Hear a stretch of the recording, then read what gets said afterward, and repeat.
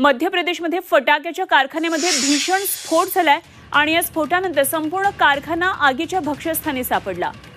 हारदामध्ये हा स्फोट झाला आणि या स्फोटामध्ये आतापर्यंत 3 जण ठार झाल्याचं कळतंय। 40 कामगार या स्फोटामध्ये जखमी झालेत। आताच एक नवीन माहिती हाती येतेय। 6 जणांचा या स्फोटामध्ये मृत्यू झालेला आहे। या स्फोटानंतर परिसरामध्ये आग लागली, धुराचा लोट पसरला, आगीचे लोळ या ठिकाणी उठतात। कारखान्यामध्ये अनेक कामगार अजूनही अडकले असल्याची भीती व्यक्त करण्यात येते।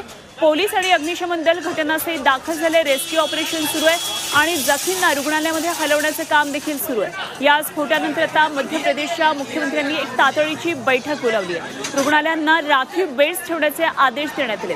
हरदामध्ये हा भीषण स्फोट झाला। फटाक्यांच्या कारखान्यामध्ये हा स्फोट झाला आणि 6 जण यामध्ये आतापर्यंत ठार झाल्याचं कळतंय आणि 40 जण सध्या जखमी, त्यांना हॉस्पिटलमध्ये दाखल करण्यात आले।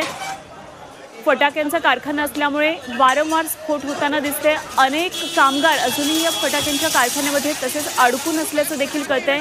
एक भीती अशी व्यक्त होतीये। मध्य प्रदेशमधल्या हारदामधली दृश्य आहेत। परिसर संपूर्णपणे या स्फोटानंतर हादरलेला दिसतोय। आगीचे लोळच्या लोळ दिसतात आणि संपूर्ण परिसरामध्ये धुराचं साम्राज्य पसरलंय। मध्य प्रदेशमध्ये फटाक्याच्या कारखान्यामध्ये मोठी आग लागली आहे।